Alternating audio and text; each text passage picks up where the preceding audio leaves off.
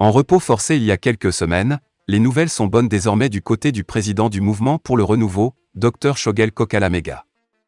Son retour serait imminent, contrairement à ce que souhaite une certaine classe politique. On se rappelle que, dès l'annonce de ce repos qui a finalement pris l'allure d'une pause liée à la santé du chef du gouvernement, de nombreux Maliens ont manifesté leur inquiétude à travers des avis divers. D'ores déjà, plusieurs chefs de parti, notamment l'ADEMA passe au pouvoir depuis la présidentielle de 1992 et plusieurs autres de ses dérives, ont crié de joie. À travers des communiqués, ils n'ont pas caché cette liesse et pour enrichir, ils ont félicité l'intérimaire en prônant déjà une transition réussie. Mais c'était sans compter avec l'intégrité morale des 5 colonels, qui ne se laissent jamais manipuler. Cette joie, faut-il le rappeler, a plusieurs significations. Aussi leur distance avec ce pouvoir n'est un secret pour personne depuis l'arrivée du président du comité stratégique du M5-RFP. Donc en exprimant cette joie, les opposants de la transition croient avoir déjà gagné une bataille contre colonel de l'ex-CNSP. Action malsaine. Un silence radio est entretenu depuis sur cette situation, comme pour dire que le secret tant recherché par les autorités publiques est enfin de retour. Confus n'ayant aucune nouvelle du Premier ministre et de sa santé, certains manipulateurs, détracteurs, promoteurs de la malversation et opposants de la refondation de l'État s'adonnent quotidiennement à des œuvres malsaines sur les réseaux sociaux. Pire, ils sont allés fabriquer un communiqué en forme d'une plainte venant de l'épouse et de la famille du Premier ministre Mega. Cela s'ajoute aux premières rumeurs qui font état d'un AVC dans un premier temps et par la suite d'une séquestration. Que de rumeurs pour certains, pour soulager leurs désirs. Cependant, une chose est sûre, le mariage entre le M5-RFP et le CNSP, une union pour la sauvegarde des intérêts de la République du Mali. Donc tout le Mali et l'Afrique entière approuvent désormais ce mariage. Cela est dû aux différentes actions entreprises par le gouvernement dans le sens de la sécurité des personnes et de leurs biens, ainsi que la refondation de l'État. Donc pour la continuité de ces projets, le retour de Shogel est imminent. Dans le cadre de l'efficacité du travail gouvernemental et de l'amélioration de la qualité des textes adoptés par le gouvernement en Conseil des ministres, le Premier ministre par intérim ordonne de nouvelles mesures. Ce sont désormais, les lundis à 08h que se tiendront les réunions de cabinet dans les différents départements ministériels autour des dossiers inscrits à l'ordre du jour du Conseil des ministres.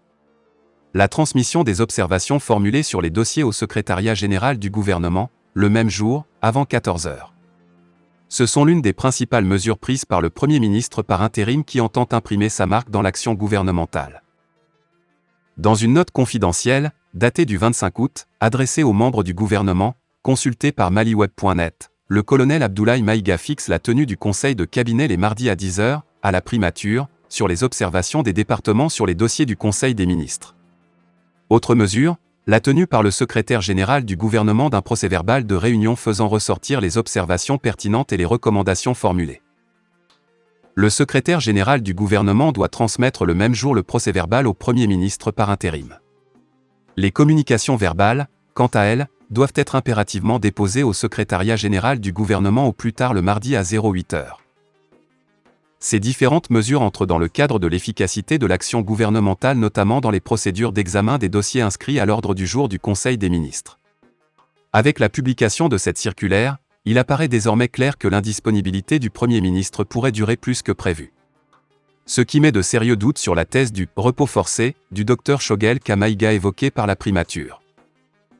La junte malienne a rejeté en bloc vendredi les accusations tendancieuses, selon elle, de massacre et de violation des droits humains portées par la mission de l'ONU dans le pays contre les forces armées. Les allégations sont très souvent tendancieuses, non recoupées, rapportées selon des témoignages non contradictoires, ne s'appuyant sur aucune preuve tangible et souvent faites sous la menace des groupes terroristes, a écrit le ministère des Affaires étrangères dans un document diffusé sur les réseaux sociaux après la publication mercredi d'une note trimestrielle de la mission de l'ONU au Mali, MINUSMA, sur les droits humains.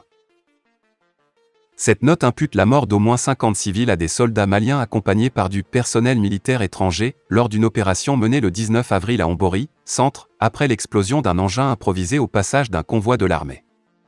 Différentes sources avaient à l'époque dit à l'AFP qu'un homme tué dans l'explosion était un Russe déployé en opération avec les soldats maliens. Parmi les hommes faits prisonniers, 2 sont morts sous la torture et, le 24 avril, un militaire aurait tué sommairement 20 autres prisonniers au camp de l'armée malienne à Ombori, dit la MINUSMA. Au total, les opérations des forces maliennes ont causé la mort de 96 civils au deuxième trimestre, sur un total de 317, dont 200 imputables au groupe djihadiste, dit la MINUSMA. Ces incriminations ont pour objectif de ternir l'image des forces maliennes et de les discréditer vis-à-vis des populations et de la communauté internationale, a estimé le ministère malien dans ce qu'il présente comme sa réponse livrée à la MINUSMA avant la publication de son rapport par cette dernière. Toutes les opérations des forces maliennes sont conduites dans le strict respect des droits de l'homme et du droit humanitaire international, ont affirmé les affaires étrangères maliennes. Les soupçons d'abus donnent systématiquement lieu à des enquêtes et des sanctions s'il y a lieu, disent-elles, reprenant l'argumentaire brandi à chaque mise en cause similaire. Les autorités accusent la MINUSMA de faire sienne la version de la France sur une sombre affaire de cadavres qui a éclaté juste après que les Français eurent quitté la base de Gossi, au nord-est de Hombori. Dans une grande acrimonie entre Bamako et Paris, les colonels au pouvoir au Mali depuis le putsch de 2020 se sont totalement détournés des anciens compagnons d'armes français et se sont tournés vers les Russes. Les Français viennent d'achever leur retrait militaire progressif du Mali après 9 ans d'engagement. Le 19 avril, ils ont rendu aux autorités maliennes la base de Gossi. Le 21 avril a circulé une vidéo prise à l'aide d'un drone et montrant selon l'armée française des mercenaires russes en train d'enterrer des corps près de la base. Le but aurait été d'accuser les Français de laisser un charnier derrière eux. Les autorités maliennes ont accusé en retour les Français d'avoir fabriqué, de toutes pièces, ces images afin d'accuser les soldats maliens d'exaction. La MINUSMA a fourni une version favorable à la France en déclarant que les dépouilles ensevelies à Gossi avaient été transportées sur place le 20 avril, soit le lendemain de la remise du camp, et provenaient de Hombori. Les affaires étrangères maliennes persistent à parler d'implication probable des soldats français dans la constitution de ce charnier, qui existait bien avant la restitution du camp, selon elles.